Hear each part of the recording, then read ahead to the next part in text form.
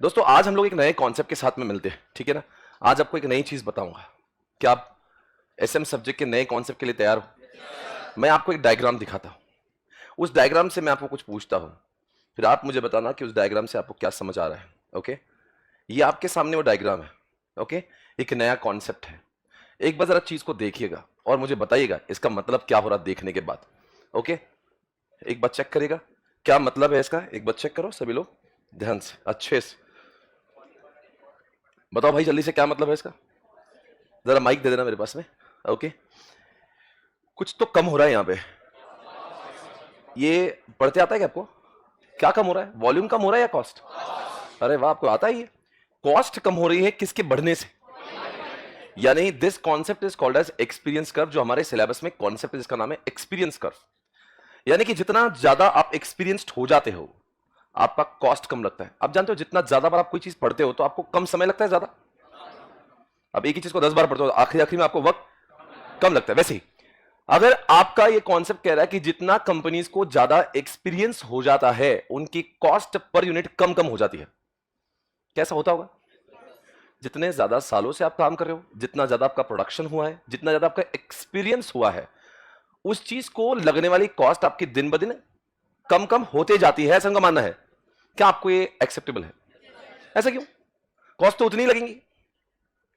Let's take an example of bike companies in India. आप बताएंगे India की सबसे बड़ी बाइक कंपनी कौन सी? Bajaj, Hero, TVS, Honda. सब तो बोल दिए बे, क्या बचा फिर? अब तो सभी का नाम ले लिया आपने। रॉयल एनफील्ड बिल्कुल सही पकड़े। और कोई? Yamaha, Suzuki. मित्रों, भारत के अंदर आपने 5-6 बाइक्स बोली, उसके अलावा कुछ है नहीं आपके पास। मोटा मोटी तौर पर इंडिया में इतनी बाइक चलती है। देश हमारा बड़ा है कि छोटा? कितनी आबादी है हमारी? बहुत ज्यादा। तो कितनी ज्यादा है? 140 करोड़ के तो ऊपर है हम लोग। और बाइक चलाने वाले लोग भी ज्यादा होंगे कम होंगे? तो एक साल में बिकने वाली बाइक्स ज्यादा होंगी या कम होगी? पर कभी सोचा इस बात को? इतने बड़े देश में, इतनी बड़ी आबादी में सिर्फ 4-5 ही बड़ी बड़ी कंपनियां हैं जो गाड़ियां बेचती। कौन सी? 2 व्हीलर्स की बात करता हूं मैं उसमें ईवी को मान नहीं रहा हूं अभी, नहीं तो आप ओला वगैरह सब लेकर आओगे। ओला, एथर, मैं उसकी बात, मैं am just talking normal bikes. Okay, तो देखते हैं मार्केट शेयर ऑफ किसका देखना है मुझे? बाइक्स का। अगर मैं आपसे पूछता हूं इंडिया के अंदर सबसे बड़ी बाइक कौन सी, किसका मार्केट शेयर सबसे ज्यादा? आप हीरो कह रहे हैं, कोई होंडा कह रहा है, और कोई बजाज कह रहा है, और कोई टीवीएस सुजुकी भी कह रहा है। एक बार देख लेते हैं market shares of bikes in India. Okay, in 2024, am I right? Image के मुताबिक देखते हैं भारत की सबसे ज्यादा चलने वाली बाइक कौन सी? हाँ, आई मीन बाइक कंपनी बोल रहा हूं, I am not talking particular bike. सबसे बड़ी बाइक आपको नजर आ रही है यहां पे कौन सी? यहां पे हीरो की स्प्लेंडर नजर आ रही है, फिर होंडा की एक्टिवा नजर आ रही है। ये होंडा शाइन भी बिकती है इतनी? कौन लेता है इसको? बड़ी अजीब सी लगती है मुझे। होंडा शाइन 16%, बजाज पल्सर भी बिकते 10%। बाइक में इंटरेस्ट नहीं है क्या? मतलब you don't like bikes? You don't like और यू लाइक? Like, okay. लड़कियों को पसंद है बाइक? कोई बाइक चलाता है वो पसंद है? अरे दोनों में से एक तो पसंद होना चाहिए। बाइक पसंद नहीं, बाइक चलाने वाले एक काम करेंगे, किसको लाया आपके लिए? ओके, टीवीएस जुपिटर 8% के आसपास, सुजुकी एक्सेस 7.5%। लगभग आप देख रहे होंगे ऊपर टॉप 10 में कुछ ही कंपनी झलक रही होगी। कभी हीरो आ रहा है, कभी होंडा, कभी बजाज, कभी टीवीएस, इसी टाइप से आ रहा है। चलो देखते, बहुत अच्छी बात है। अब मार्केट शेयर को कंपेयर करते हैं, एक्चुअली कंपनी वाइज कितना मार्केट शेयर है इसको देखना होगा ध्यान से। और भारत की सबसे ज्यादा चलने वाली बाइक कौन सी? एक बार चेक कर लीजिएगा, नाम कौन सा है, कितना मार्केट शेयर है उसका, और हीरो का कितना है, और टीवीएस कितना है, और बजाज कितना है। अब जरा चारों का टोटल अगर देखते हैं तो लगभग ये 32 और 25 कितना होता है? 57 के आसपास। 57 और 18 लगा लो, 73। मतलब 85% तो 4 बाइक की कंपनी लेकर बैठी है इंडिया में। यानी इतने बड़े देश में सबसे बड़े खिलाड़ी सिर्फ 4 है। मुझे बताओ कि आपको यहां पे रिलायंस की बाइक दिख रही है? क्या आपने अडानी की बाइक देखी? क्या आपने गोदरेज की बाइक देखी? क्या आप कोई टाटा की बाइक देख रहे हो? क्या आपको लगता नहीं ये बड़ा वैक्यूम है इनकी नजर में कि रिलायंस अपनी बाइक, रिलायंस तो हर धंधे कर लेता है, सोचने की बात है रिलायंस बाइक में क्यों नहीं आ रहा? Just give it a thought, वो तो हर कोई चीज कर रहा है, हर कोई धंधे में घुसना है उसको, जो धंधा बोलो उसमें घुस जाता है। आपसे मेरा प्रश्न है कि रिलायंस जैसे लोग क्यों नहीं आते इसमें? कॉस्ट ज्यादा लगेगी अगर, मतलब रिलायंस बाइक नहीं बना सकता? बना सकता है? बना नहीं सकता? बना सकता है? बना ही नहीं सकता? बना सकता है सर, बनाने में क्या लगता है, वो पैसा है 10 इंजीनियर बुला लेगा, R&D कर लेगा, बना देगा। तो फिर बनाता क्यों नहीं है? इसके पीछे एक बहुत ठोस कारण है, उसका नाम है एक्सपीरियंस कर्व। एक्सपीरियंस कर्व की वजह से क्या होता है, जो खिलाड़ी आपको ऊपर की 4 दिख रहे हैं ना, ये सिर्फ आज से 4 खिलाड़ी नहीं है, जब आप पैदा हुए थे ना तब भी 4 ही थे, और आपके बच्चे पैदा होंगे ना ईवी का मार्केट छोड़ के, यही 4 रहेंगे। वजह जानते हो, जब पेट्रोल की बाइक की बात आती है तो इन लोगों ने इतनी गाड़ियां बनाई है, इतनी गाड़ियां बना दी, इनका एक्सपीरियंस इतना ज्यादा है, आप देख लोगे अपने बचपन से, जब से टीवी देखना चालू करी इनकी एडवर्टाइजमेंट आती है, आपने बाइक देखा ही होगा, हीरो होंडा बजाज यही देखा होगा, इसके अलावा इंडिया में ज्यादा कुछ दिखता है। वो फैंसी गाड़ियां जो है हार्ली डेविडसन वगैरह, वो जानते हो, वो फैंसी गाड़ियां जो होती है वो कुछ दिखती है, इतना बुलेट भी लोग होती है पर हजारों में 1-2 होती है। बुलेट ऐसा कोई नहीं कि हर रास्ते में आपको एक्टिवा ज्यादा दिखेगी, बुलेट कम दिखेगी, बराबर कह रहा हूं मैं? तो फैंसी गाड़ियां है पर वो उसका कितनी बिकती है, वो बहुत कम। बट अगर मैं यहां पे देखता हूं हीरो होंडा टीवीएस बजाज, ये अपना 85% मार्केट शेयर बिकती है, नहीं 100 गाड़ियां बिकती है, 85 इन चारों की बिकती है, और मैं उसमें सुजुकी को मिला दूं तो 93% शेयर तो इनका ही है। 5 गाड़ियां इंडिया में राज कर रही है। क्या बाकी लोग बना सकते? बना सकते, बट द प्रॉब्लम इज इनको इतना ज्यादा एक्सपीरियंस हो गया है इन 5 को गाड़ियां बना बना के अब वो गाड़ियों की कॉस्टिंग कम हो गई।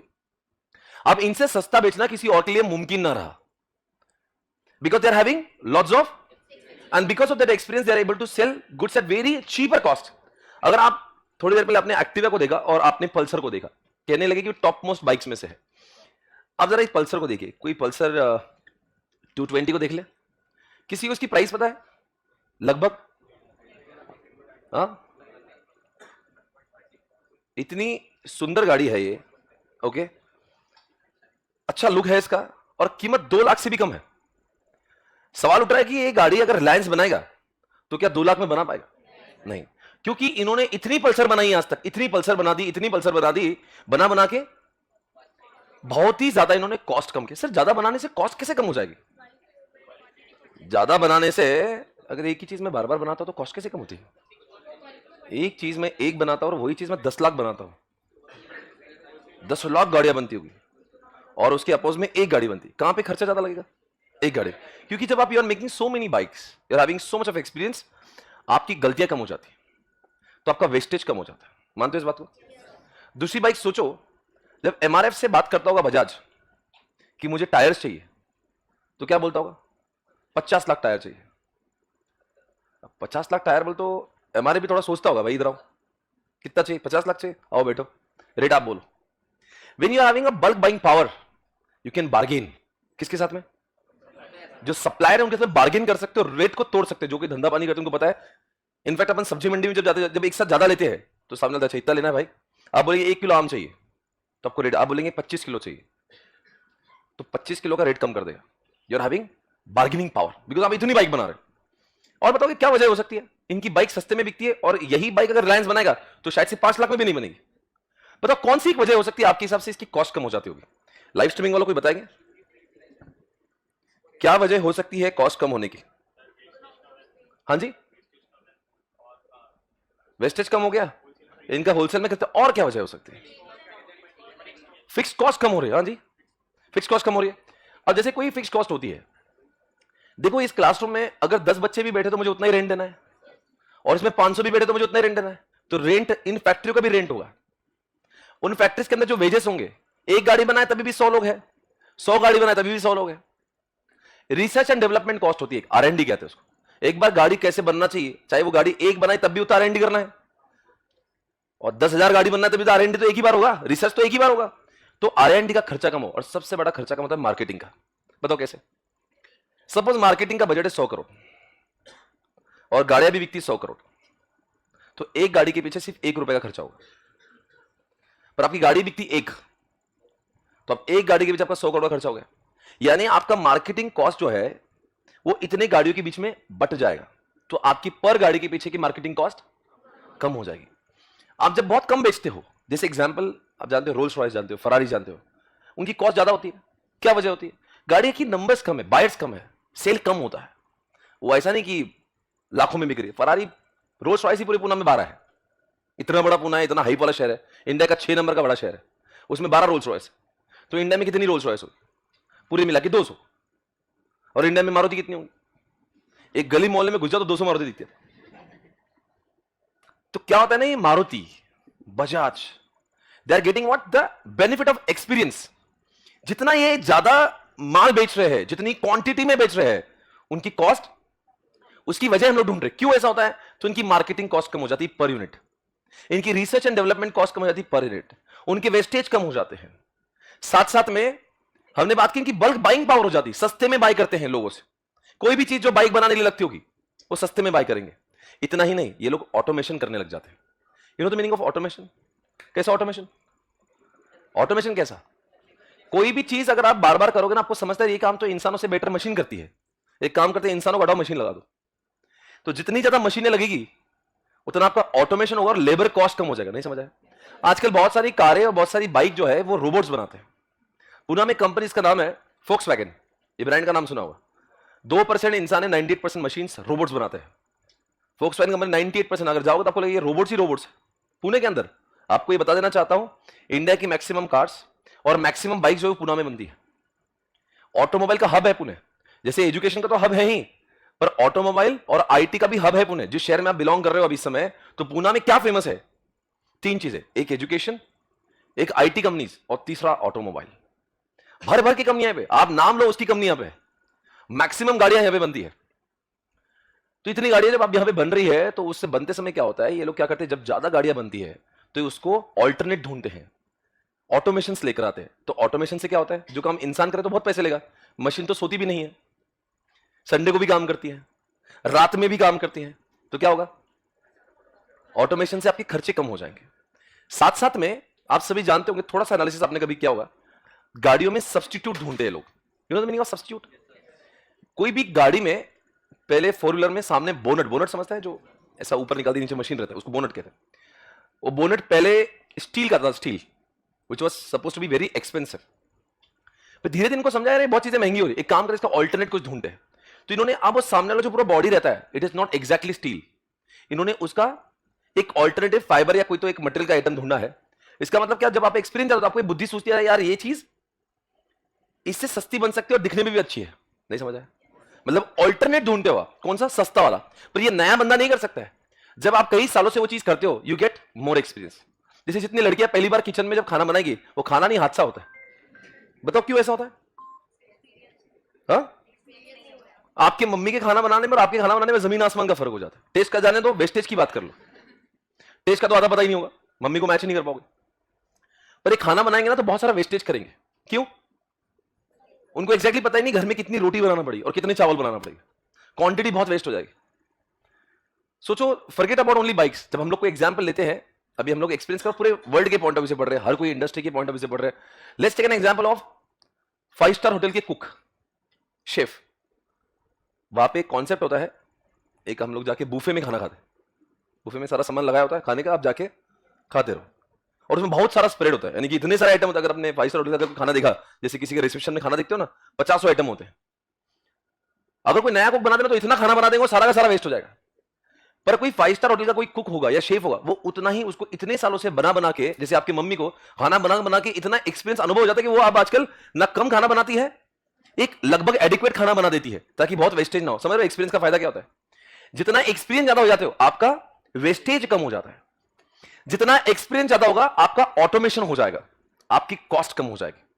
तो इसलिए दोस्तों, जितना ज्यादा एक्सपीरियंस ज्यादा होगा, उतनी आपकी कॉस्ट पर यूनिट कम होती है। मार्केटिंग कॉस्ट, और एक समय के बाद तो मार्केटिंग की जरूरत ही नहीं पड़ती। मानते हो नहीं मानते? जैसे एग्जांपल पार्ले जी, मतलब मुझे बताने की जरूरत है कि दुनिया में पार्ले जी है। कितने लोग ऐसे जिन्होंने आज तक पार्ले जी खाया नहीं? इस क्लास में एक भी नहीं मिलेगा। मैं आपको बताता हूं, भारत में कोई भी इंसान मर नहीं सकता बगैर पार्ले जी खाए। सबसे पहली बार कोई बिस्कुट वो दूध के साथ खाता है तो पार्ले जी दूध में डुबोता है और खाता है। ये भारत की परंपरा है, समझ रहे हो? पार्ले जी को आज मार्केटिंग की जरूरत नहीं है। तो जितना ज्यादा एक्सपीरियंस होता है इंसान, उसके बाद में एक समय के बाद में मार्केटिंग कॉस्ट भी नहीं के बराबर हो जाती। अरे बोलो यार। और रही बात रिसर्च एंड डेवलपमेंट की, कॉस्ट क्यों कम हो जाती है? अब पार्ले जी और झंडूबाम की बात करते हैं, कुछ प्रॉब्लम है? पार्ले जी और झंडूबाम की बात करते हैं, रिसर्च बहुत ज्यादा है, रिसर्च बहुत कम, ऊपर लेना इसको, बहुत कम लगेगा, बहुत ज्यादा लगेगा? अभी क्या ही लगेगा, पार्ले जी है, अभी कितना ही रिसर्च कर लेगा, जो करना था कर चुका है, थोड़ा बहुत करता होगा, ऐसा नहीं कि नहीं करता, बट जो नया कोई बंदा आएगा मार्केट में, we has to do lot of research and development, अब इनको उतना कम लगता है, राइट? तो इसी तरह से दोस्तों आज का पहला कॉन्सेप्ट हम लोग खत्म करें, जिसका नाम है एक्सपीरियंस कर्व। बोलना है कि more experience is equal to less cost. और बताएंगे ऐसे लोग जब मार्केट में है इतने बस ये जो बाइक वाले लोग जो आपको मार्केट में दिख रहे हैं इस समय, you are saying Bajaj and Hero and Honda, आप मुझे बताओ एक मेरा लाइन है वो सही है कि गलत है, करेक्ट और इनकरेक्ट? नहीं, मैं बोलूंगा पहले। करेक्ट कैसा बोला है क्या? मैं तो बोला ही नहीं। न्यू एंट्रेंट्स को बैरियर क्रिएट करता है एक्सपीरियंस कर्व। इंग्लिश में बोलता हूं, experience curve will create barrier for new entrants. Hindi में कहते हैं कि जितने एक्सपीरियंस खिलाड़ी मार्केट में होंगे उतने नए नए लोग कमाएंगे।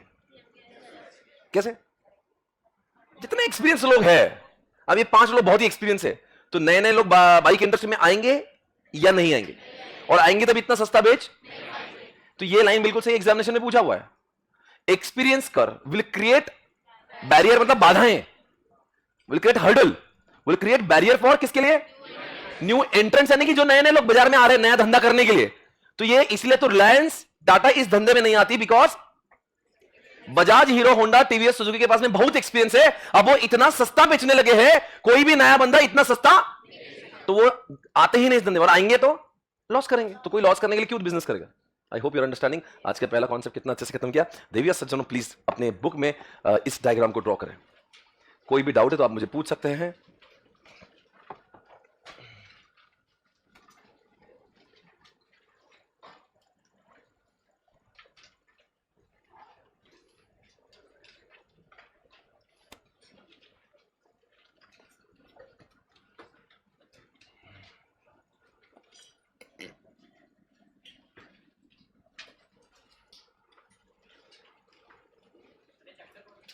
बोल।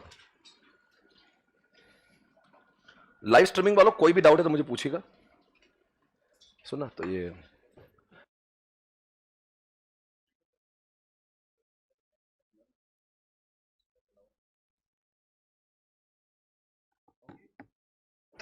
आपने हेडिंग देना है। What's the heading? Experience curve.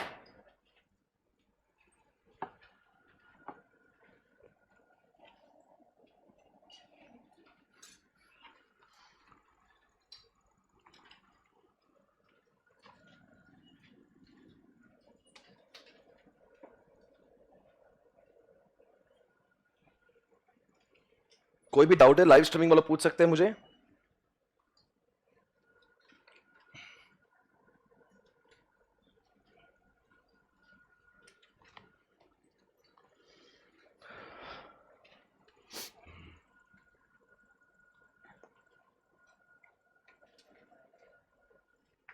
हो गया? ड्रॉ कर लिया? आप लिखेंगे नीचे मोर एक्सपीरियंस, लिखो नीचे मोर एक्सपीरियंस। बताओ ज्यादा एक्सपीरियंस हो तो क्या होगा? पर ज्यादा एक्सपीरियंस से कहने से more volume of production is equal to more volume of production is equal to more volume of production, more volume of production again equal to less cost per unit, less cost per unit. अब लिखेंगे examples. Example bike industry of India, example bike industry of India having only 4-5 major players, having only 4-5 major players, 4-5 ही बड़े players हैं। Like बोलो कौन से? बड़ा कौन है सबसे? Honda, hero, Bajaj, TVS, Suzuki. Full stop. अब बताओ ऐसा क्या हुआ, लिखो because of their vast experience, because of their vast experience they are able to sell goods at what? cheaper cost.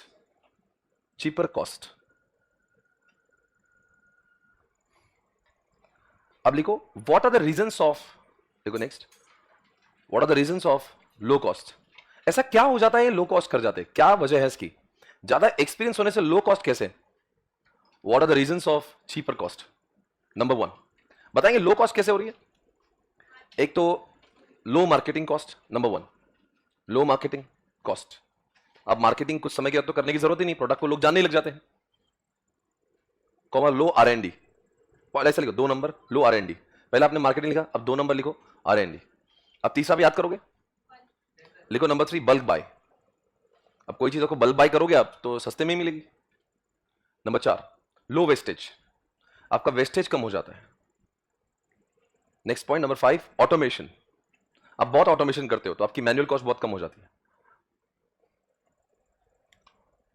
लिखो नेक्स्ट सब्स्टिट्यूट, आप महंगी चीजों के सस्ते सब्स्टिट्यूट ढूंढ लेते हो.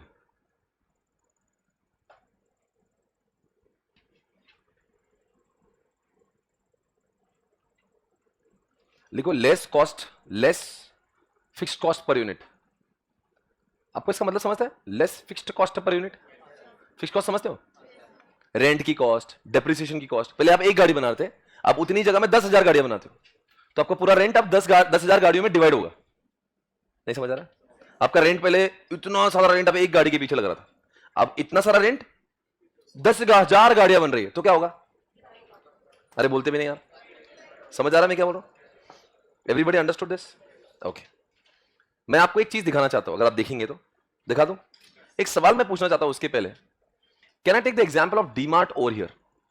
जितना एक्सपीरियंस ज्यादा उतनी कॉस्ट पर यूनिट कम. क्या आपको डीमार्ट लोगों से सस्ता बेचता हुआ दिखता है या महंगा? अब डीमार्ट में कितने लोग गए आप? अच्छा, ऑलमोस्ट सभी लोग गए. What have you experience? You get goods at cheaper cost और हायर कॉस्ट. कैसे? तो मतलब वो लॉस में है, मतलब प्रॉफिट में, वो भी सस्ता बेच के. कमाल करते हो, सस्ता बेचना हो तो प्रॉफिट में हो ही नहीं सकता. मतलब वो सस्ता भी बेच रहा है और फिर भी प्रॉफिट में.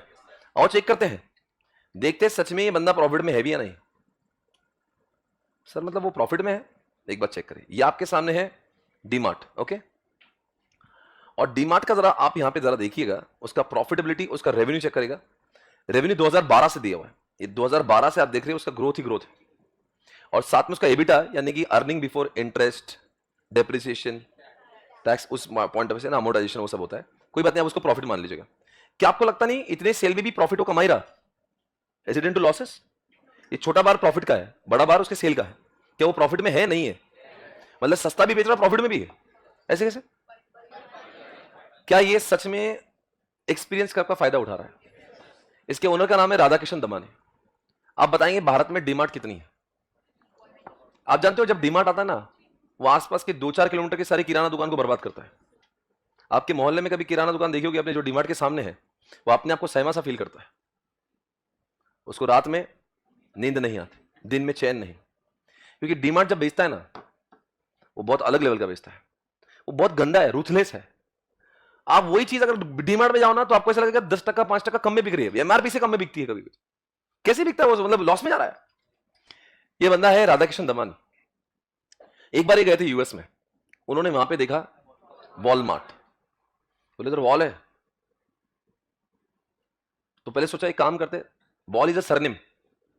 उधर का जो उसका ओनर है, वॉलमार्ट का ओनर वॉल, तो उसका नाम है उधर, तो उसने क्या करा वॉलमार्ट बना दिया. तो बोले अपन क्या करते हैं भाई, इसका दमानी मार्ट थोड़ा सुनने में अजीब साउंड कर रहा है, इसको दमानी का डी लगाते और मार्ट उधर से लेके आते. कॉन्सेप्ट वही रखते, उधर वॉलमार्ट सस्ते में बेचता है, अपन इंडिया में वॉलमार्ट बनेंगे. पहला वॉलमार्ट चालू किया. आज देखते देखते भारत में 300 डीमार्ट खड़े कर दिए. और आप सभी जानते हैं ये है डीमार्ट. डीमार्ट शेयर प्राइस, वैसे इन दिनों में थोड़ा शेयर प्राइस पिट गया उसका, but anyways market cap 2.5 lakh crore की है. और इस 2.5 लाख करोड़ में उस बंदे का अपना खुद का स्टेक 60% से ज्यादा है. यानी 2.5 लाख करोड़ के मार्केट कैप में 60% से मल्टीप्लाई करेंगे तो लगभग 1.5 लाख करोड़ के आसपास उसका खुद का मार्केट कैप है। उस बंदे का नाम है, और हमने इनके बारे में जानना ही चाहिए। अगर हम लोग इस क्लास में डीमार्ट की बात नहीं कर रहे तो हम लोग गलत कर रहे, क्राइम कर रहे। बिकॉज एक ऐसा एग्जाम्पल है जिसने एसएम को निचोड़ के खाकी पिया हुआ है, मतलब पूरा एसएम यूज किया उसने। राधा किशन दमानी ये राकेश झुंझुनवाला के खास फ्रेंड हुआ करते थे। ये है राधा किशन दमानी, नाम तो सुना ही होगा। उसकी वेल्थ कितने से बड़ी देखो, और ये रिचेस्ट पर्सन में से एक है। नेटवर्थ देख लीजिएगा, ज्यादा नहीं है, अपने पास इंडिया की 1 करोड़ भी नहीं है, उसके 1670 करोड़ है इन यूएसडी। इसको 80 से मल्टीप्लाई करना पड़ेगा। अब इसको 80 से मल्टीप्लाई कर लेंगे तो आपको समझ जाएगा कितनी वर्थ है उसकी। इसको 80 से मल्टीप्लाई की तो कितना होगा रे, 1,20,000 करोड़ के आसपास। बड़ा आदमी भाई, एक चीज के ऊपर बड़ा बना है, डीमार्ट। डीमार्ट को बहुत ऊपर लेकर गया, कॉन्सेप्ट बहुत क्लियर है। अब जरा देखिए, मैं आपको ले गया था यहाँ पे डीमार्ट के पास। डीमार्ट विकी बताओ, डीमार्ट के बारे में बताओ। ये देख लीजिए कितने स्टोर्स हैं, और जब ये किसी एरिया में जाता है बर्बादी, सब बर्बाद हो जाते हैं आसपास के, बिकॉज इतना सस्ता कोई बेच नहीं पाता। तो सर इसका सस्ता बेचने का कारण क्या है? इसका एक्सपीरियंस। इतने सालों से डीमार्ट बना हुआ है। डीमार्ट आया कब है जरा देखना आप, 2002 में। कितने साल पहले? 22 सालों का एक्सपीरियंस जोड़ा है भैया। जब डे वन को जब वो बेचता हुआ इतना सस्ता नहीं बेच पाता होगा।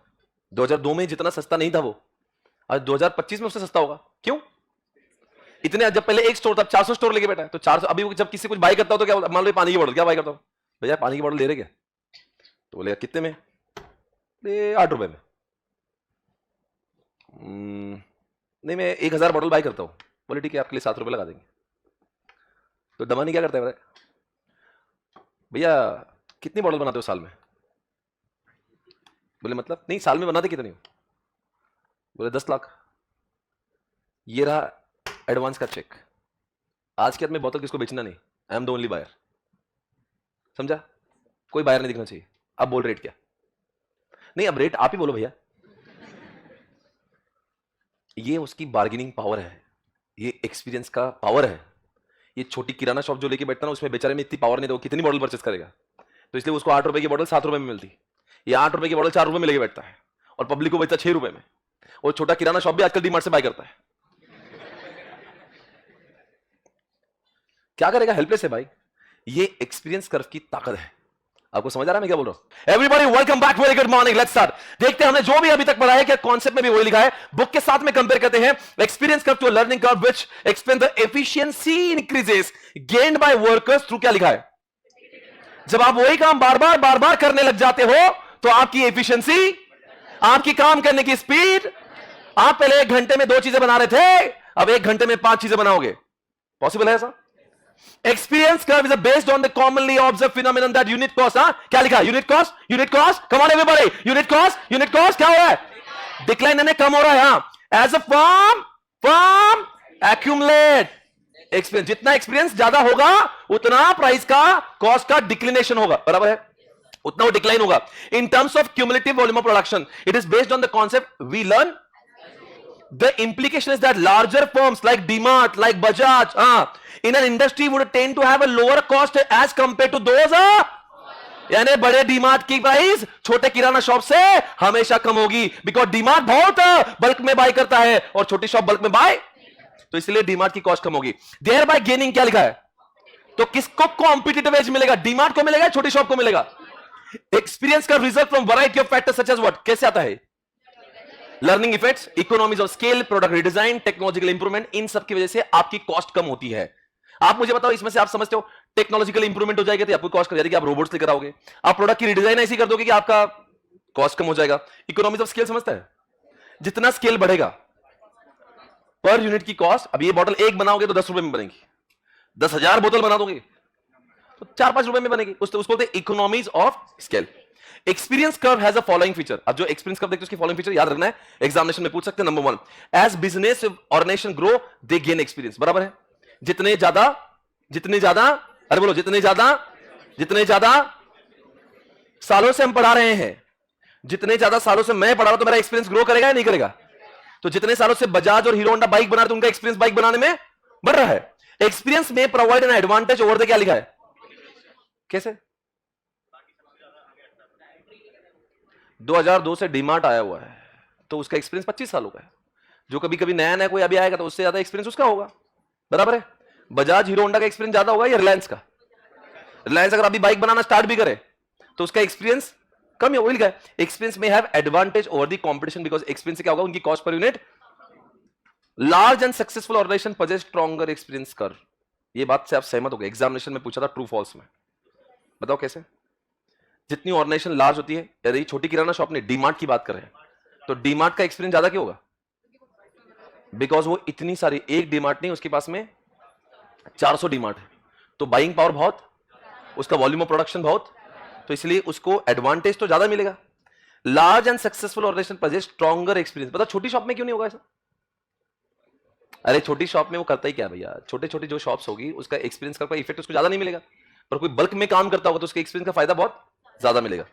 अब जरा तीन चीजें उन्होंने डायग्राम लिखी है, एक काम करते हैं इन तीनों को वापस से याद कर लेते हैं, एग्जामिनेशन में सवाल पूछ सकते हैं एक्सपीरियंस करके। तीन फीचर्स कौन से? नंबर 1 बोलो कौन सा? जितना ज्यादा आप प्रोडक्शन करोगे उतना आपका एक्सपीरियंस बढ़ेगा। नंबर 2 दूसरी बात, और लिखा है एक्सपीरियंस इज अ की टू, जितना एक्सपीरियंस ज्यादा होगा, बजाज का, हीरो का, होंडा का, उनकी प्राइजेस कम हो जाएगी, इसलिए नए नए लोग उस धंधे में। और तीसरी बात, लार्ज सक्सेसफुल ऑर्गेनाइजेशन का एक्सपीरियंस कर्व, एग्जांपल डीमार्ट का एक्सपीरियंस कर्व का फायदा बहुत ज्यादा होगा कंपेयर टू छोटी किराना शॉप। Right everyone? चलो बात करते हैं, तीनों को याद करें। नंबर 1 बोलो क्या लिखा है? जितना बिजनेस का वॉल्यूम बढ़ेगा उसका एक्सपीरियंस बढ़ता है।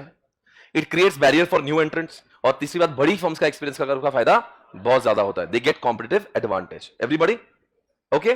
तीन फीचर्स हमारे पास में, हम लिखवा के लेंगे 2 मिनट बाद, ये पहले खत्म करते हैं। As a business grow it understand the complexities and benefits from, क्या लिखा है? एक्सपीरियंस इंसान सीखता है, और जितना एक्सपीरियंस ज्यादा होगा किसी शेफ को उतना वो वेस्टेज कम करेगा, वही लिखा है। As business grow it understand the complexity and benefits from what? 25 सालों से जब आप पढ़ा, तो 25 सालों से आप कोई ऑर्गेनाइजेशन चला रहे हो तो आपको अप्स एंड डाउन सब देखने में आते हैं। आपने 2020 का कोविड भी देख लिया, 2008 का रिसेशन भी देख लिया, तो आपको अच्छे दिन भी पता है, बुरे दिन भी पता है, तो आपके नुकसान होने के चांसेस कम हो जाते हैं। The concept of experience curve is relevant for a number of areas in strategic management. For instance, experience curve is considered as a barrier for, क्या लिखा है? नई नई फर्म क्यों नहीं आती? इसीलिए रिलायंस जैसे लोग, अडानी जैसे लोग, टाटा जैसे लोग टू व्हीलर के धंधे में आते, बिकॉज इनकी गाड़ियां इतनी अच्छी होकर भी बहुत सस्ते में बिकती है। तो वही लिखा है, इट क्रिएट्स बैरियर फॉर, नए नए लोग इनके धंधे में नहीं आते बिकॉज इनका एक्सपीरियंस बहुत ज्यादा है। It is also use to build, आप देख रहे होंगे इन दिनों में ईवी के धंधे वाले बहुत लोग आ रहे हैं। क्या आप मुझे बताओगे ईवी में ज्यादा लोग बहुत आसानी से आ रहे हैं? थोड़ा सोचा होगा ईवी, अरे इतने ब्रांड है भाई ईवी में, आप ओला एथर को जानते हो, ठीक है, पर उसके अलावा भी अगर आप देखोगे ना, ऐसा लगेगा हर स्टेट में नया ब्रांड क्रिएट हो रहा है ईवी का। इलेक्ट्रॉनिक व्हीकल, इलेक्ट्रॉनिक व्हीकल, क्यों भाई? क्योंकि वो इंडस्ट्री एकदम गर्मा गर्म अभी भी बनी हुई है, 1-2 साल का एक्सपीरियंस है। तो अभी ओला को, एथर को बीट करना किसी के लिए बहुत चैलेंजिंग काम नहीं है, क्योंकि उनका एक्सपीरियंस उतना भी ज्यादा नहीं है जितना कि बजाज हीरो होंडा का है। समझ आ रहे हो मैं क्या बोल रहा हूं? तो वहां पे बैरियर फॉर न्यू एंट्रेंस इतना ज्यादा नहीं, वहां पे आसानी से लोग घुस रहे हैं अंदर। पर अगर हम लोग बाइक्स की बात कर रहे हैं तो वहां पे कम ही लोग अंदर आ रहे हैं, वही लिखा है देखो। It is also used to build market share and discourage competition. कौन कंपटीशन डिस्करेज करता है? एक्सपीरियंस कर रहता है तो नए लोग नहीं आते, इसलिए बहुत ज्यादा कंपटीशन हो नहीं पाती। वो 5 लोग बैठे अपना अड्डा डाल के, वो 5 ही लोग हैं बाइक वाले, इसमें दूसरे नए नए 10-10 लोग नहीं आ रहे, क्योंकि वहां पे एक्सपीरियंस का फायदा लेकर बैठे। इसलिए एक्सपीरियंस कर होना, नहीं एक्सपीरियंस कर होना उन 5 के लिए अच्छा है, दूसरों के लिए अच्छा नहीं है। ना कस्टमर के लिए अच्छा है, ना दूसरे लोगों के लिए अच्छा। क्यों? अरे और 10-20 लोग आ जाते तो यही बाइक और सस्ती मिलती, नहीं समझे? पर ये 5 ही लोग अपना अड्डा ऐसा डाल के बैठे हैं, वो भी आज से नहीं, डेकेड से, 3-4 डेकेड से वही राज कर रहे हैं इंडिया में। आगे क्या लिखा है? In the contemporary Indian automobile industry the experience, इन्होंने एग्जांपल लिया मारुति सुजुकी का, जिसे अपन ने लिया ना, बजाज का, हीरो होंडा का, उन्होंने 4 व्हीलर की पॉइंट ऑफ व्यू से लिया, अपना एग्जांपल भी सही, इनका भी सही है। ठीक है, एवरीबॉडी अंडरस्टूड? एक्सपीरियंस कर्व, हमारा कॉन्सेप्ट खत्म हो गया। अब हम इसके फीचर्स लिख लेते हैं और हमारा कॉन्सेप्ट खत्म हो। जरा एक बार लिखेंगे features, features of experience curve, features of experience curve किधर है?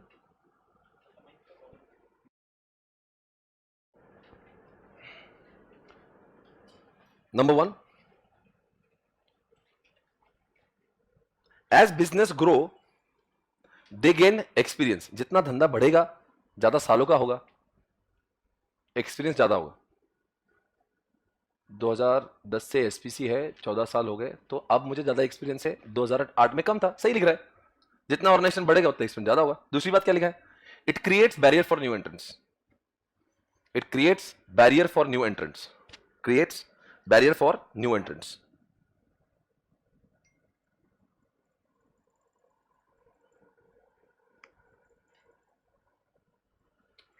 Barrier for new entrants. Okay, what is point number 3? Large organisation possess stronger experience effect. Bracket में डीमार्ट।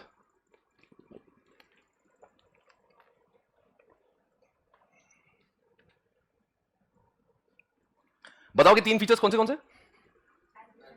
अब देखिए, अगर बोलना एग्जामिनेशन में पूछा तो ऐसे लिख के आना, जितना बिजनेस बढ़ेगा एक्सपीरियंस ज्यादा होगा। It creates barrier for new enters. और तीसरे में लिखा जितनी बड़ी ऑर्गेनाइजेशन होगी उनको एक्सपीरियंस का फायदा बहुत ज्यादा होता है ना? हो गया, आज का पहला क्वेश्चन खत्म।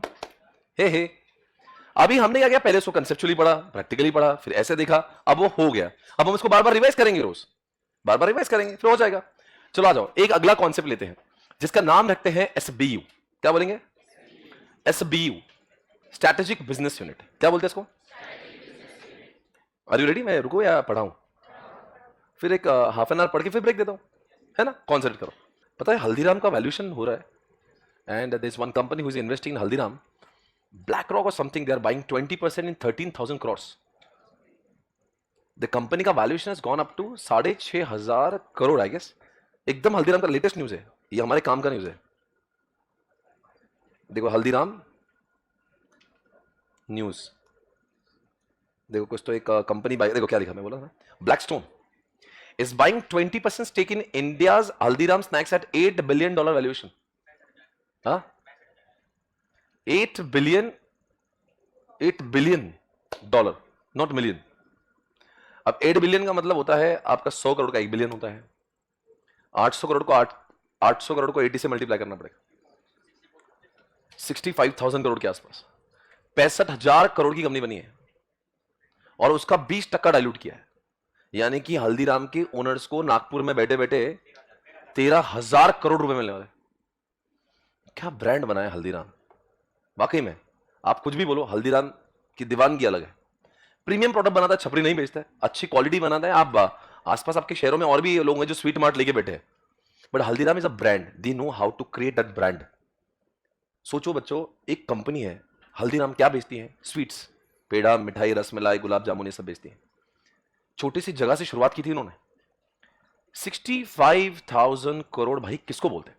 उसका 20% ब्लैकस्टोन ले रहा है, यानी कि 13,000 करोड़ रुपए इनको मिल रहे हैं एक जनरेशन के अंदर। It's a big achievement. अब जरा देखो यहाँ पे वो लिखा है, ये एक दिन पुरानी न्यूज़ है, देखो ना, Blackstone eyes 20% stake in Haldiram snacks business. इसका एक्चुअली आईपीओ आने वाला है हल्दीराम का, तो ये प्री आईपीओ में डाइल्यूशन है। क्योंकि सर आप बोलेंगे ये ब्लैकस्टोन को क्या इतनी मस्ती है, इतनी महंगी? आप समझे नहीं, ये प्री आईपीओ राउंड चल रहा है। ये कंपनी आईपीओ में आएंगी, ये 1 लाख करोड़ से नीचे नहीं आएगी। अब जब आईपीओ में आएंगी तो 1 लाख करोड़ का 20% बन जाएगा 20,000 करोड़। और कंपनी ने डाइल्यूट कितने में किया?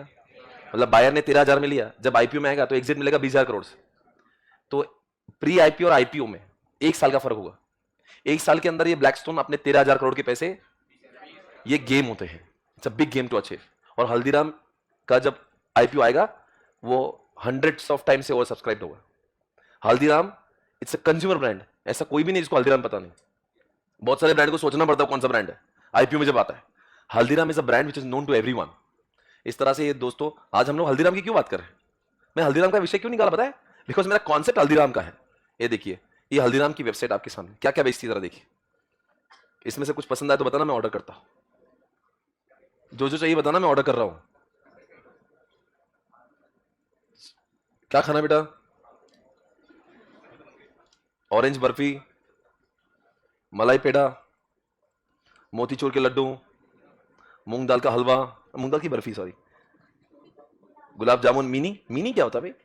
गुलाब जामुन तो गुलाब जामुन हो गया, रसगुल्ला। आप क्या खाना पसंद करोगे?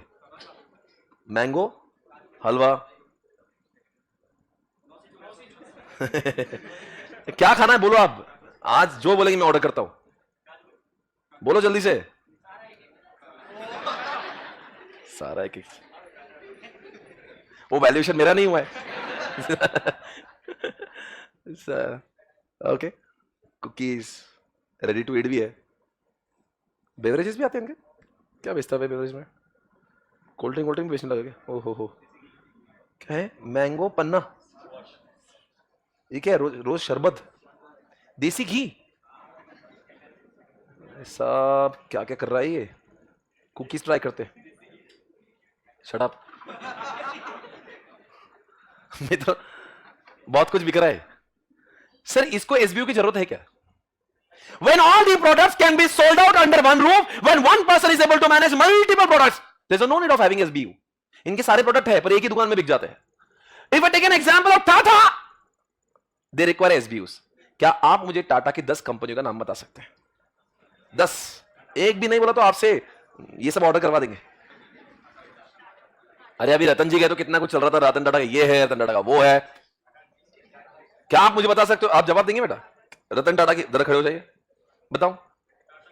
Tata consumer products, Tata consultancy services यानी कि TCS, Tata technology, Tata steel. 4 बोले बेटा, 6 अगर नहीं बोले ना यही से ठोक देंगे। हाँ, ट्रेंड, रिलायंस का है, जूडियो, हाँ ओके ठीक है जूडियो और वो वेस्टराइड का, हाँ ठीक है। ए तो रुका, क्रोमा बेटा, क्रोमा में जाके शॉपिंग करा देंगे। हाँ, फास्ट ट्रैक, टाइटन, क्रोमा 7, 3 बाकी हैं। आय हाय, टाटा पावर, टाटा एलेक्सी, बहुत सही बोल। अब एक बोल दे कुछ भी चल। टाटा सी क्लासेस, हाँ, टाटा मोटर्स, कितना बड़ा ब्रांड है यार। अभी आपने उसमें टाटा नमक नहीं बोला, टाटा नमक, देश का नमक। टाटा चाय पत्ती भी आती है भैया, खेत है केरला में उसके, ऐसा समझ समझो। टाटा के अंदर नहीं, टाटा नमक अपने आप में, टाटा टी अपने आप में एक ब्रांड है। ताज होटल्स, जिसको क्या नाम से बेचते हैं वो, उसके टाटा के जो होटल्स के शेयर किस नाम से बिकते हैं? द इंडियन होटल्स नाम से बिकते हैं। और कुछ टाटा के बारे में? टाटा एनर्जी सुना है, Tanishq, diamonds, Titan fast track बोला था उन्होंने, वेस्ट साइड तो बोला था, हाँ जी, एयर इंडिया, विस्तारा। आप जानते हो अभी हाल ही में दोनों का क्या हुआ? विस्तारा दी एंड हो गया। विस्तारा ने अपने आप को समर्पित कर दिया अब एयर इंडिया में। अब एयर इंडिया बहुत बड़ी हो गई। विस्तारा के सारे एरोप्लेन अब, अरे दोनों का बाप एक ही था रतन टाटा। एक बच्चा दूसरे बच्चे के साथ बोले हम साथ में आके पापा लड़ते हैं बिकॉज इंडिगो बहुत बजा रहा है, तो इंडिगो को पेलना तो दोनों को साथ में आना है। अब एयर इंडिया और विस्तारा दोनों साथ में, दोनों बच्चे साथ में आके जंग लड़ेंगे इंडिगो के अगेंस्ट में, बिकॉज इंडिगो बहुत बड़ा सांड है, वो इंडिया का बहुत बड़ा जायंट है, 60% लेके बैठा है, उससे लड़ना इंडिया में अभी बहुत। अरे एक वन साइडेड चल रहा है इंडिगो। इधर देख लो, आप एयरलाइन बोला तो इंडिया में इंडिगो हो गया, इतना ज्यादा है। आप भी कभी घूमते तो देखना मैक्स में इंडिगो दिखेगा। देखो एयरलाइन मार्केट शेयर,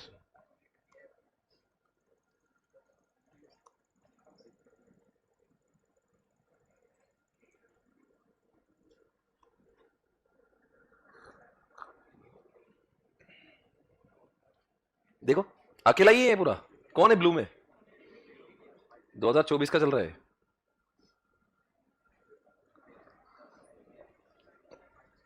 क्या कर रहा है भैया, खुल जा। अरे अब समझे क्या हो रहा है गेम। एयर इंडिया देखो कितने पे है और विस्तारा कितने पे है, और दोनों मिलकर कितने हो जाएंगे? अब ये 25% वाला 60 को झुकाएगा और उससे मार्केट शेयर छीनेगा। वो 60 आएगा 40 पे और ये दोनों हो जाएंगे 40 पे। ये अगले साल में यही पढ़ाऊंगा, दोनों हो गए 40-40। ये दोनों की पावर, अभी तक तो दोनों अकेले लड़ रहे थे, अब सोचिए पावर एक साथ में आएंगे तो कितने एयरक्राफ्ट हो जाएंगे। प्रॉब्लम क्या थी, इसकी भी एयरलाइन उड़ रही है पुणे दिल्ली, इसकी भी एयरलाइन उड़ रही है पुणे दिल्ली, इसमें आधी सीट जा रही है, इसमें आधी सीट जा रही है। अब तो इनका दोनों का एयरक्राफ्ट अगर हो जाएंगे तो नए नए रूट्स खुल जाएंगे। ये उन जगह पे भी अपनी एयरलाइन उड़ाएंगे जहां पे पहले थी भी को साथ में आने का फायदा ही, उसको सिनर्जी बोलते हैं। तो ये फायदा होगा, ये थोड़ा सा इंडिगो तो डेंट करेगा। अब ये अभी कल का न्यूज है भाई, ये आप न्यूज पढ़ते हो क्या ना भाई? ये क्या सिर्फ इंस्टाग्राम की रील्स स्क्रॉल करते हो छिचोरो? वो इंस्टाग्राम में रील्स सब देखते हो ना, अगर आप इंस्टाग्राम के शौकीन है तो इंस्टाग्राम में कुछ ऐसे पेजेस को भी फॉलो करेगा जहां पे बुद्धि मिलती है। अच्छी चीजों को फॉलो करेंगे इंस्टाग्राम पे, सब चीजों का नॉलेज मिलेगा, ठीक है ना? Okay guys, okay. Let's start. तो अब मैं पढ़ा रहा आपको एसबीयू, हल्दीराम को एसबीयू की जरूरत नहीं, एसपीसी को भी जरूरत नहीं। क्यों? SPC is not having any business which is dissimilar in the nature. I am selling all the products having a similar nature, they are from the similar zone. अगर मैं कल से डिस्टिंक्ट कुछ चालू करता हूं, एसपीसी एयरलाइंस चालू करता हूं, तो फिर मुझे उसके लिए अलग एसबीयू बनाना पड़ेगा। एसपीसी एजुकेशन अलग बनेगा। आज टाटा के लिए एसबीयू की जरूरत है कि नहीं है? Because Tata is into so many businesses. पहले रतन टाटा अकेले मैनेज कर रहे थे सब कुछ। बंदे नहीं अंडरस्टूड लेटर ऑन यार टाटा स्टील के साथ में मुझे अब एयरलाइन में भी आना है, मोटर्स में भी आना है। फिर टीसीएस को बड़ा कर दिया, फिर टाटा एलेक्सी आ गया, अभी हाल ही में टाटा टेक्नोलॉजी आया, टाटा चाय पत्ती, ये सारे जितने धंधे हैं टाटा के, ये देखो टाटा का एम्पायर देखना है, टाटा लिस्ट ऑफ कंपनीज, कितनी कंपनीज हो रही है उसकी, ये देख लीजिए। मोटर्स, टीसीएस, हाँ उल्टा सीसी तो बोला ही नहीं आपने। उसके बाद में TCS, Tata steel, Tata investment, Jaguar, Tata, अच्छा टाटा एमजी तो बोला ही नहीं आपने, वो मेडिसिन वाला कुछ है app, Tata chemical, Tata technology, Tata power, Indian hotel जो ताज होटल जहाँ पे वो टेररिस्ट आए थे 26/11, वो ये सब वो बहुत कुछ है भाई इनके पास। आप मुझे बताओ इनको एसबीयू की जरूरत क्यों है? एक ही बिजनेस इंसान तभी मैनेज कर सकता है जब बिजनेस के सारे प्रोडक्ट, यहां पे अगर रतन टाटा को अगर समझो मोटर्स का नॉलेज है तो जाहिर सी बात है उनको टीसीएस का नॉलेज उतना नहीं होगा, रिगार्डिंग में उतना नॉलेज टाइटन का नहीं होगा, उतना नॉलेज तनिष्क का नहीं होगा। जब आपके इसमें ऐसे डिसिमिलर प्रोडक्ट होते हैं तो आप क्या कहते हो, हर एक कंपनी को एक अलग अलग सीईओ अपॉइंट करते हो। तो now every product, every business will be control by different CEO. हर एक का, अरे सबके पापा ऊपर रतन टाटा है, पर हर एक बच्चे का एक एक सीईओ अपॉइंट करेंगे, भाई तू इसको मैनेज कर, तू उसको मैनेज कर, यू गेटिंग दिस? तो वो हर एक बच्चा, जो टाटा स्टील भी एक एसबीओ हो जाएगा, फिर टाटा मोटर्स एक एसबीओ होगा, फिर टीसीएस एक एसबीओ होगा। तो हर एक बच्चे को मैनेज करने के लिए उसका एक सेपरेट सीईओ यानी कि चीफ एग्जीक्यूटिव ऑफिसर उसका अपना खुद का होगा, यू गेटिंग मी? अरे बोलो यार, ये तभी होता है जब companies having what diversified nature of business. This is not required when companies having, उसकी क्या जरूरत है? तो देखो टाटा सन्स को मैं दिखा रहा हूं जिनकी बात कर रहे थे, ये टाटा सन्स है, और ये टाटा सन्स जो है ये देखो ये पूरा सब्सिडियरी के टाटा ग्रुप है। टाटा सन्स एक बड़ा कंपनी है, उसके अंडर में सारे ब्रांड्स है। देखो उसकी सब्सिडीज का नाम टाटा ग्रुप है। जब मैं टाटा ग्रुप को क्लिक करता हूं तो ये सब कुछ आता है उसमें। देखो ये नहीं सारी कंपनी का बाप कौन हो गया? टाटा सन्स, नाम जरूर सन्स है पर है parent. Tata sons is the owner of Tata Titan, Tanishq, नमक, एयरलाइंस, विस्तारा, जो भी देख रहे हो ये सब कुछ का बाप कौन है? आई मीन किसके मालकी का है ये? तो इनका बाप एक है, पर ये जितने बच्चे हैं ना, हर बच्चे के लिए एक अलग अलग सीईओ लगाया हुआ है। तो इनका क्या है, ये जो कंसल्टेंसी टीसीएस उसका सीईओ अलग है, होटल का सीईओ अलग है, इनकी सब चीजें अलग अलग अलग है, आपस में जरा सा भी एक दूसरे से कनेक्शन नहीं है। सर ऐसा क्यों करते हैं? बिकॉज बेटा अगर एक ही बंदे को बोलेंगे सब कुछ तू ही मैनेज कर, तो इतनी चीजें डाइवर्सिफाइड है वो मैनेज नहीं हो पाएगी। क्योंकि अगर काम छोटा सा है, मैं हल्दीराम और मैं क्या बना रहा हूं, श्रीखंड बना रहा हूं, गुलाब जामुन बना रहा हूं, तो ये चीजें एक जैसी तो मेरे एक आदमी मैनेज कर सकता है, पर इसकी चीजें इतनी डाइवर्सिफाइड है, तो यहां पे कॉन्सेप्ट आता है एसबीयू का। सर ये कि इनके जो सीईओ से अलग है, जरा देखो मैं आपको दिखाता हूं। देखो एयर इंडिया सीईओ कौन है, ये देखो क्या नाम है इसका? तो अच्छा मतलब एयर इंडिया का अलग होगा, तो क्या टीसीएस का सीईओ अलग होगा? क्या नाम है इनका? अच्छा तो मतलब जितने भी बच्चे हैं, टाटा मोटर्स का सीईओ, हाँ देखो क्या नाम है, क्या है? अच्छा नाम है, लिस्ट सेल है। आप बोलो और क्या देखना? टाटा स्टील, पूरा साउथ इंडिया रॉक कर रहे हैं, क्योंकि इनके सबसे वो भी कौन है पता है क्या? टाटा का कौन? टाटा सन्स सीईओ कौन है? ये सबसे ऊपर है, मतलब रतन टाटा के जो खास लोग थे ना उसमें से ये सबसे करीबी बंदा है। रतन टाटा ने सारा काम अपने रिटायरमेंट के बाद में इस बंदे के हवाले किया था। ये टाटा सन्स को देखता है, नहीं समझे आप? ये मोटर्स को नहीं देख रहा है, ये एकदम पूरा ये सबसे ऊपर बैठा है, मतलब ये सबसे ऊपर। वो कैम्बेल आपने देखा ना, अभी कैम्बेल दिखा, कौन से दिखा, जो लोग देखे वो सब इनके अंडर में काम कर रहे हैं, ये सबसे ऊपर बैठा है। तो ये क्या बोला यार, सब काम मुझसे नहीं हुआ, एक काम करो, टाटा स्टील तू संभाल रहे, चल हट, हाँ ये टीसीएस को दे दो, ये स्टील उसको दे दो, ये टीएस को दे दो, अब दिमाग नहीं खराब करने, अब तुम सब संभालो, और इस साल में तुमने इतना कमाने का, तुमने इतना कमाने का, तुम्हारी सबकी बैलेंस शीट अलग, P&L अलग, और साल के बाद मुझे रिपोर्ट देने का। अगर सबकी बैलेंस शीट एक कर देंगे तो समझेगा नहीं किसने कितना कमाया। तो सबको अलग अलग बांट दिया, सबके ऑब्जेक्टिव अलग, सबके एडवर्टीजमेंट अलग, गोल्स, शेयर मार्केट की लिस्टिंग सब अलग कर दिया। क्या इनके बायर्स भी अलग होते हैं? टीसीएस सॉफ्टवेयर के बायर अलग होंगे और टाटा नमक के बायर अलग होंगे? अरे बोलो यार, तो इनके बायर्स भी अलग है, तो कॉम्पिटिटर्स भी अलग होंगे? नहीं समझे? एक बात बताओ, ताज होटल के कॉम्पिटिटर्स बता दो कौन से? ताज होटल के दो कॉम्पिटिटर्स कौन? अरे ताज होटल, होटल की कॉम्पिटिटर नहीं पता कोई आपको?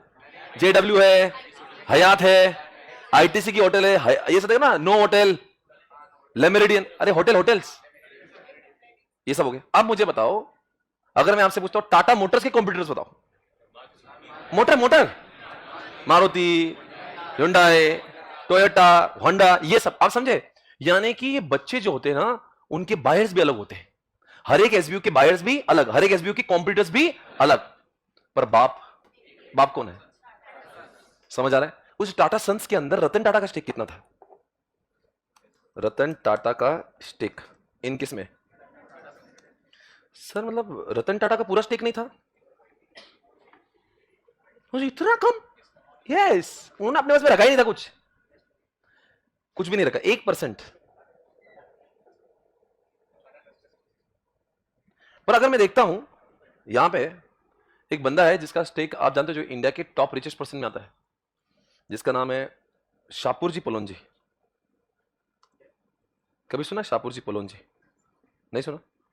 शाहपुर जी पलोन जी नहीं सुना?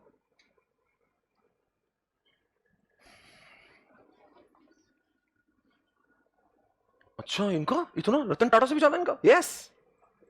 इसका बेटा भी एक्सीडेंट में मारा गया था, ये बच्चा मर चुका है इसका नाम था साइरस मिस्त्री वाला।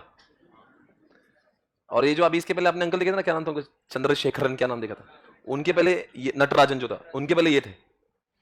18% मालिक है भाई टाटा सन्स के, यानी 18% जब टाटा सन्स के मालिक हो तो यानी टीसीएस की भी 18% मालिक हो आप, फिर टाटा मोटर्स की भी 18% मालिक हो। सोचो कितना बड़ा आदमी होगा ये, बहुत बड़ा आदमी है। इसने टाटा के ऊपर भरोसा दिखाया था। सोचो एक बार इंसान से भरोसा करने का कितना रिटर्न मिलता है। टाटा सन्स का ही 18% मालिक है वो, टाटा मोटर्स का नहीं बोल रहा हूं सिर्फ, पूरे टाटा की जितनी कंपनियां हैं। और टाटा की नेटवर्थ कितनी है टाटा सन्स की? टाटा सन्स के इतना बड़ा कंपनी पूरे इंडिया में कोई भी नहीं है।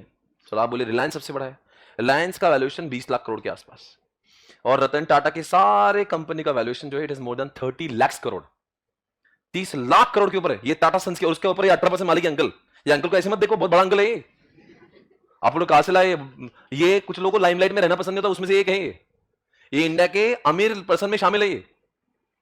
वो 30 लाख करोड़ की जो कंपनी है ना, उसका 18% मालिक है ये बहुत बड़ा अंकल है ये। इसका नाम है शाहपुर जी पलोन जी मिस्त्री।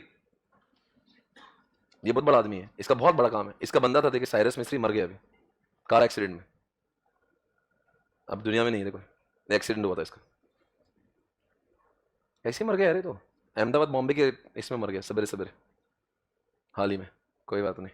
इधर देखो बच्चों, मैं बोलना चाहता हूं कि रतन टाटा जैसे कंपनीज को और आईटीसी जैसे कंपनी को, आप मुझे बताओगे क्या आईटीसी कंपनी को और अल्फाबेट को, अगर मैं आपके सामने अल्फाबेट लेकर आऊं तो क्या आप मुझे बता सकते हो इनको एसबीओ की जरूरत है क्या? एक बार चेक करो।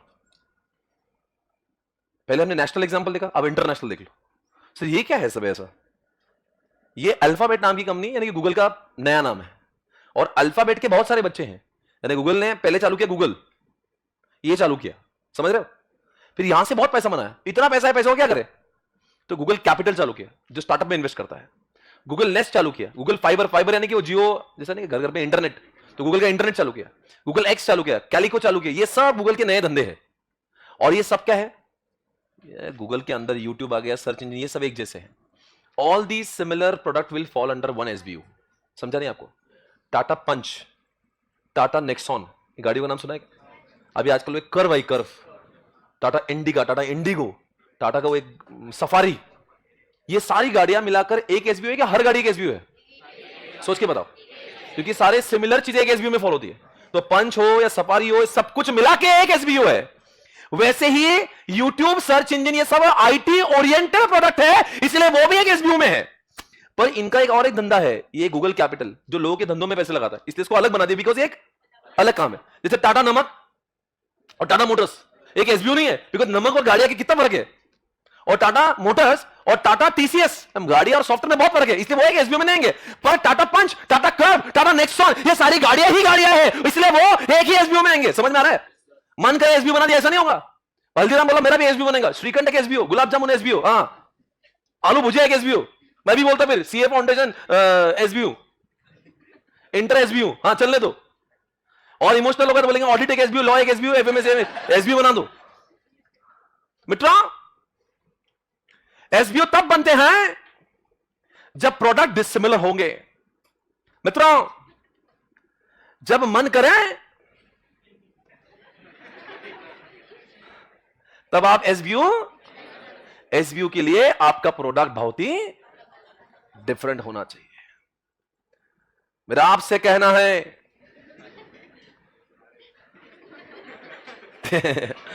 मेरा आपसे कहना है कि एसबीओ बहुत ही यूनिक कॉन्सेप्ट है। हर किसी कंपनी में उसकी जरूरत, एसपीसी में उसकी जरूरत, हल्दीराम में उसकी जरूरत। एक कंपनी जिसका नाम है जनरल मोटर्स, क्या बनाती है? गाड़ियां। इतनी बड़ी कंपनी है कि वो हल्दीराम से बड़ी है, इतनी बड़ी कंपनी है कि वो आईटीसी से भी बड़ी कंपनी है, फिर भी उसको जरूरत, क्योंकि उसका काम नाम मिलेगा मोटर्स, तो क्या बनाएगा? तो मोटर ही मोटर बना के क्या बनाएगा? तो फिर क्या होगा? तो उसमें जरूरत क्या है? पर हमारा दोस्त आप सभी जानते हैं आईटीसी, इसने तो कल ही बताया था ना मैंने, कितना करता है ये। आप जरा देखो यहाँ पे क्या क्या बना दिया। पहले सुट्टा बना के लोगों को फूक फूक, इसने बहुत पैसे कमाए। उसके बाद में दोस्तों इन्होंने इतने पैसे कमाए, इन्होंने बना दी होटल्स, फिर बना दिए डार्क फैंटेसी। अशोक आटा कहाँ है वो आटे वाला कल का? बेटा क्या किया उस आटे के साथ? रोटी घर पे किसको? तुम तो यहीं रहते हो ना, लोकलाइट हो, तो घर पे दे दिया। तो घर पे पूछाऊंगा बेटा ये क्या हो गया? ये लेक्चर दिखाया। सही है, बहुत अच्छा। उसकी रोटियां कैसे बनती है जरूर फीडबैक देना। ठीक है मित्रों, आज सभी से एक सवाल पूछेंगे। आप सभी के साथ में आईटीसी के मैंने लिखा है एसबीओ कौन से, उसमें एफएमसीजी दिख रहा है, उसमें होटल दिख रहे हैं, उसमें पैकेजिंग, एग्रीकल्चर, आईटी कंपनी। इसने उसका जो मेन धंधा टोबैको लिखा ही नहीं है। ये अपनी प्रतिमा को शुद्ध बनाना चाहते हैं। मित्रों, ये आईटीसी के एसबीओ है। बताओ, ये एक बंदा मैनेज करेगा, इसको बहुत सारे लोग लगेंगे, अलग अलग लोग लगेंगे। सर यानी कि जो इंसान बड़े बनते होंगे, मुझे पहले लगता था ये बिजनेस मैनेज कैसे करते होंगे। रतन टाटा के जाने के बाद में मैंने उनके बारे में बहुत पढ़ा, आपने भी पढ़ा होगा। पढ़कर ताजुब हुआ कि एक व्यक्ति ने इतना बड़ा बिजनेस बनाया कैसे हो। तो ये भी बना दिया, वो बना दिया, वो बना दिया, न जाने कितना बिजनेस बनाया। और रिटायरमेंट के समय पे वो कुछ ज्यादा काम भी नहीं कर रहे थे। आज रतन टाटा गए, मैं कुछ दिनों पहले तनिष्क गया था, दुकानें वैसी ही चल रही जैसे चलना चाहिए। मैं एयर इंडिया में घूमा अभी रतन जी जाने के बाद, एयरलाइन वैसी ही उड़ रही जैसे उड़ रही, एयर होस्टेस भी वैसी ही थी। अंकिता मैम की क्या बात है बीच में? अभी अचानक से तो याद आ रही है अंकिता मैम की, कमाल का। अरे वैसे बोला कि एयरलाइन भी वैसी थी, एयर होस्टेस, मतलब कोई मानो कि रतन जी जाने का कोई इंपैक्ट। मेरे घर पे टाटा प्ले है, टाटा स्काई, उसमें वैसे ही चल रहा जैसे चलते हैं। रतन जी जाने के बाद में टाटा प्ले, टाटा स्काई वैसे ही चल रहा है। मेरे घर पे किचन में नमक खा लेता हूं मैं, नमक का स्वाद भी वैसे ही चल रहा है। सवाल उठ रहा है कि रतन जी जाने के बाद कोई इंपैक्ट इसलिए नहीं हुआ क्योंकि आप लॉ में पढ़ते हो परपेचुअल सक्सेशन, और दूसरा कॉन्सेप्ट है एसबीओ। हर एक बच्चे के लिए पहले से ही लोग अलॉट कर दिए थे, उनको पता था मैं एक दिन जाने ही वाला हूं। तो मेरे जाने के बाद में as if it should not make any difference on company because I have created SBOs, strategic business unit. वो एक टाटा सन्स का ही भाग है, पर उसका एक एक बच्चा बना दिया। वैसे ही आपने देखा आईटीसी में बन गया, वैसे ही आपने देखा कहां बन गया, अल्फाबेट में बन गया। I hope you understand the concept SBOs. SBO समझ आया? बताओ किसको एसबीओ की जरूरत नहीं? Company having similar nature of products where products can be sold out under, उनको एसबीओ की जरूरत। कंपनी छोटी बड़ी का मतलब नहीं, कंपनी के प्रोडक्ट डाइवर्सिफाइड है which can not be sold out under, जिसके लिए बहुत अलग अलग एक्सपर्टीज की जरूरत पड़ती है, उसके लिए आपको। पर क्या सिमिलर नेचर के प्रोडक्ट एक एसबीओ में फॉलो हो सकते हैं?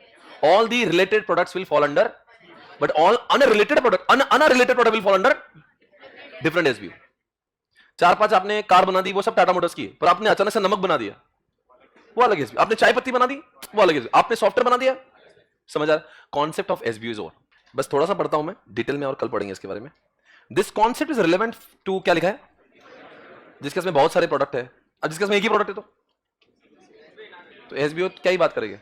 मल्टी बिजनेस है जिसके बहुत सारे बिजनेस है। It is impractical for an enterprise with a multitude of business to provide separate strategic planning treatment to each one. अगर मान लीजिए मैं एक ही इंसान हूं और एक ही मैनेज सभी चीजों को मैनेज कर रहा है तो मैं सबकी स्ट्रेटेजी नहीं बना पाऊंगा, बिकॉज मुझे नॉलेज सबका होगा ही नहीं। इसलिए रतन टाटा ने सारा काम खुद मैनेज नहीं किया, although he was very capable, but he has identified multiple CEOs.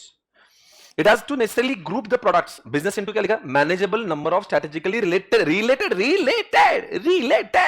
business units, यानी कि संबंधित चीजों को एक ग्रुप में डाल दो, संबंधित चीजों को एक ग्रुप में। हर एक प्रोडक्ट एसबीओ नहीं होगा, पंच एक एसबीओ, नेक्सॉन एक एसबीओ, सफारी एक एसबीओ, ऐसा नहीं होगा। ये सब गाड़ियां हैं, सब गाड़ियों के मिलके एक एसबीओ। Is it okay? जैसे आईटीसी की बहुत सारी सिगारेट है, ब्रिस्टॉल, गोल्ड फ्लैग, मॉलबोरो, अब ये सब क्या है, सब मिला के, समझ आ रहा है मैं क्या बोल रहा हूं? ऐसा बोला तो बोला कि strategically related businesses units and then they take them up for what. तो वो बंदा सिर्फ उतने ही यूनिट को, उतनी 4-5 जो रिलेटेड चीजें उनको फॉलो करेगा और उनके लिए मैनेजमेंट करेगा। जो बंदा टाटा मोटर्स का सीईओ है उसको घंटा फर्क नहीं पड़ता है कि नमक में क्या हो रहा है, टी में क्या हो रहा है, तनिष्क में क्या हो रहा है, टाइटन में आग लग रही है, उसको मतलब नहीं। उसको किससे मतलब है? उस बच्चे की ग्रोथ उसके हाथ में होना चाहिए, दूसरे बाजू वाले बच्चे को क्या हो रहा है उससे मतलब नहीं। तुम्हें जो बच्चा तुम्हारे हवाले किया है उस बच्चे की ग्रोथ तुम्हारे पास। इसीलिए तो दोस्तों टाटा मोटर्स में लॉस किया तो टीसीएस को कुछ लेना देना नहीं है, टीसीएस को हेल्प भी नहीं करेगा। Is that clear? वही लिखा है। The question is that what is the best way of grouping. SBO is a grouping of क्या लिखा है, जाहिर सी बात है रिलेटेड। मैं नेक्सॉन को, टाइटन और तनिष्क के डायमंड सेट को एक साथ नहीं रखता बिकॉज तीनों का नेचर बहुत ही अलग है। which is amenable to composite planning treatment as per the concept multi business enterprise rules is what multitude of business into few distinct business units. The purpose is to provide effective strategic planning. आप बताओ टाटा के पास में कम से कम 1000 product होंगे सब मिला के, तो 1000 एसबीओ नहीं है, 20-25 एसबीओ बना दिए। समझा मैं क्या बोल रहा हूं? अब 20-25 चीजों को 20-25 लोग दे देंगे और उसको मैनेज करें ताकि प्लानिंग करना बहुत आसान हो। अगर आप बोलेंगे 1000 बच्चे हैं टाटा के, 1000 प्रोडक्ट और एक ही बंदा मैनेज कर रहा है तो एक भी ढंग से नहीं कर पाए। इसलिए क्या करते हैं, अच्छे प्लानिंग के वास्ते एसबीओज बनाते हैं। और हर एसबीओ में क्या होना चाहिए, रिलेटेड प्रोडक्ट होना चाहिए, और अनरिलेटेड प्रोडक्ट कहां होते हैं, दूसरे एसबीओ में होते हैं। ये 3 कैरेक्टरिस्टिक्स आज पढ़ेंगे और फिर बाकी कल करेंगे। Okay, the 3 most important characteristics of SBO are, number 1 it is single business और कलेक्शन ऑफ क्या लिखा है, एक एसबीओ के अंदर रिलेटेड चीजें होती हैं। एग्जांपल टाटा मोटर्स में बताओ, नहीं हल्दीराम तो विषय के बाहर है, हल्दीराम तो आएगा ही नहीं। हाँ, टाटा पंच ले लो, नेक्सॉन ले लो, सफारी ले लो, ये सब एक एसबीओ में आएगा। टाटा पंच अपने आप में एक एसबीओ, सब मिला के ये तीनों चारों सिगारेट जिसका नाम लिया आपने, क्लासिक लिया, वो गोल्ड फ्लैग लिया, जो लिया, ब्रिस्टॉल लिया, ये सब मिला के वो लिखा है। पर जैसे कोई एक विपरीत चीज बना दिया आपने बना दी डार्क फैंटेसी। अब ब्रिस्टॉल के बाजू में डार्क फैंटेसी सूट नहीं करेगी, वो ऑड मैन हो जाएगा। आगे, it has its own competitors, यानी किसकी बात कर रहे हैं, हर एसबीओ के अपने अपने अपने अपने। एग्जांपल होटल्स, टाटा की होटल्स है, ताज होटल्स, ताज होटल के 2 कॉम्पिटिटर्स बताओ, ITC hotel, JW hotel, Conrad hotel, Hyatt hotel, right. ये टाटा के होटल्स के कॉम्पिटिटर्स अलग है, पर टाटा के, अगर मैं आपसे पूछूंगा टाटा मोटर्स के कॉम्पिटिटर्स बताओ, तो ह्युंडई है, मारुति है, होंडा है। तो यानी कि टाटा मोटर्स के कॉम्पिटिटर्स अलग और टाटा होटल्स के कॉम्पिटिटर्स, वही तो बोल रहा है, they have got this own set of. आगे, इट हैज अ मैनेजर, उनका होता है एक सेपरेट मैनेजर। हर एक एसबीओ का होता है सेपरेट। अभी हमने 4-5 लोगों का नाम दे रहा हूं, नाम याद रखना जरूरी, पर हर एक बिजनेस को मैनेज करने के लिए एक सेपरेट मैनेजर चाहिए। तो एग्जामिनेशन में पूछा हुआ सवाल है, एसबीओ के 3 कैरेक्टरिस्टिक्स बताए। एक, सारे रिलेटेड प्रोडक्ट एक एसबीओ में, हर एक का मैनेजर अलग, हर एक के कॉम्पिटिटर्स। 3 कैरेक्टरिस्टिक्स याद रहेगा, बोलो वापस से। Number 1, all the related product will fall under. दूसरी बात, उनके कॉम्पिटिटर्स, उनके सीईओज। समझ गया? आज हमने 2 कांसेप्ट देखे, one is SBO, one is experience.